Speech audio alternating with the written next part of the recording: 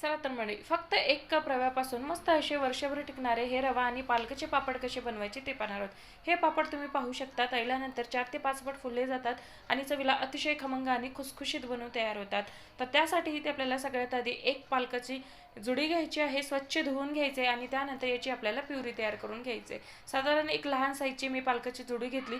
संपूर्ण पालकाची जुडी आपल्याला मिक्सरच्या भांड्यात काढायचे, पाणी न घालता याची आपल्याला प्युरी तयार करून घ्यायची आहे। बनवलेली प्युरी आता आपण बाजूला ठेवून देऊया आणि त्याचबरोबर एका बाउलमध्ये 1 कप इथे आपल्याला बारीक रवा घ्यायचा आहे। रवा इथे आपल्याला बारीकच वापरायचा आहे आणि रवा 2 ते 3 पाण्याने स्वच्छ धुवून घ्यायचा आहे। तुमच्याकडे जर जाड रवा असेल तर मिक्सरला एकदा फिरवून घेऊ शकता।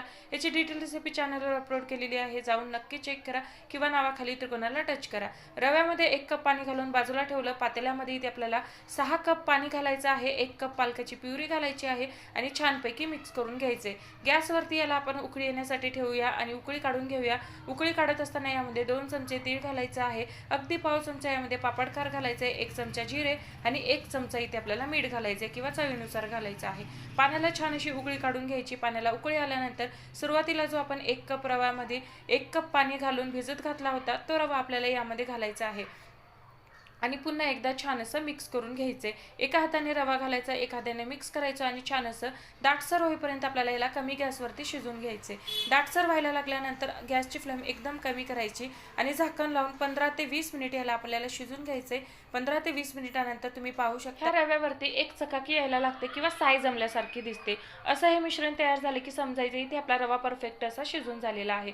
पापडाचं मिश्रण इथे आपलं शिजून झालेले आहे। याला पूर्णपणे आपल्याला थंड करून घ्यायचं आहे, कारण पापड आपण प्लास्टिक वरती घालणार आहोत, त्यासाठी थंड करूनच घालायचे आहेत।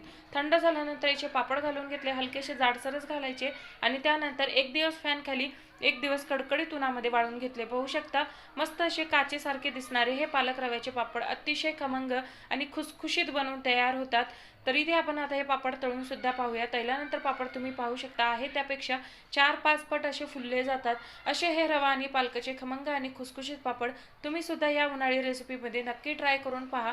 तुम्हाला सुद्धा ही रेसिपी खूप जास्त आवडणार आहे। नक्की ट्राय करा आणि रेसिपी आवडली तर रेसिपीला लाईक, शेअर, सबस्क्राईब करा आणि इंस्टाग्रामला फॉलो करा।